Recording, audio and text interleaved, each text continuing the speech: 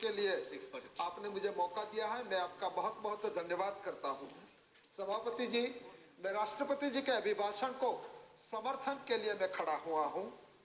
मैं स्मरण दिलाना चाहता हूं कि भारत को स्वतंत्र हुए 67 साल हुए हैं।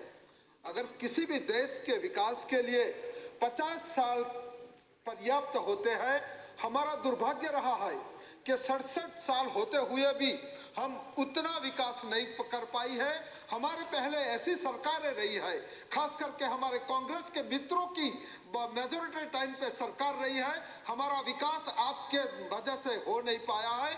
मैं अपने आप को भाग्यशाली समझता हूं और मैं अपने प्रधानमंत्री जी का बहुत बहुत आभार करता हूं कि उन्होंने 9 माह के शासन में इस देश को विकास की गति पे लेकर गए हैं।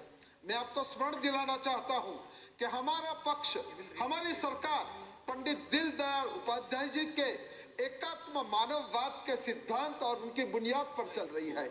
हमारी सरकार गरीबों के प्रति प्रतिबद्ध हो जाए, हमारी सरकार वनवासियों के लिए प्रतिबद्ध है, हमारी सरकार श्रमजीवियों के लिए है, हमारी सरकार किसानों के लिए है, हमारी सरकार दलितों के लिए प्रतिबद्ध है।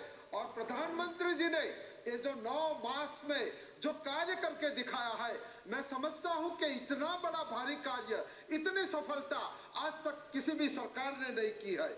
जहां तक दलितों का सवाल है, जहां तक अनुसूचित जाति और जनजातियों का सवाल है, हमारे राष्ट्रपति जी ने अपने जो अभिभाषण में कहा है कि दलित छात्रों को छात्रवृत्ति के लिए सरलीकरण किया है।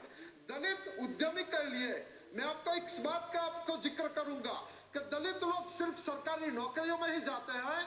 हमारे प्रधानमंत्री ने दलित एंटरप्रेन्योर के लिए, दलित उद्यमियों के लिए एक नए फंड की उन्होंने घोषणा की है और वो वेंचर कैपिटल फंड के माध्यम से 200 करोड़ रुपया का आवंटन किया गया है। पहले कभी किसी भी सरकार ने इस बात में सोचा भी नहीं है।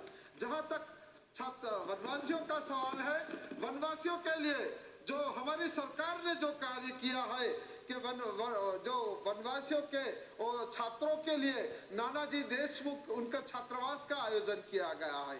जहां तक गुजरात में जिस तर्ज पर वनवासियों का विकास किया गया है, उसी तर्ज पर हमारी सरकार विकास कर रही है। मैं आपको प्रधानमंत्री जनधन योजना के बारे में बताता हूं।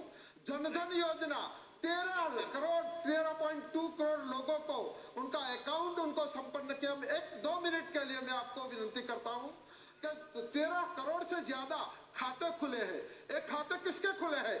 एक खाते दलितों के खुले हैं, एक खाते किसानों के खुले हैं, एक खाते श्रमजीवियों के खुले हैं।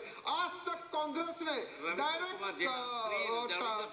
बेनिफिट स्कीम का घोषणा किया है, मगर उनके खाते नहीं थे। आप उनको कोई भी राशि जमा नहीं की है। हमारी सरकार ने करोड़ों रुपया डायरेक्ट ट्रांसफर फी के माध्यम से गरीबों के खाते में डाला है। मैं समझता हूं कि हमारी सरकार ने जो कार्य। Thank you so much, Speaker sir, for giving me an opportunity to speak on the President address. While development is the agenda with which this government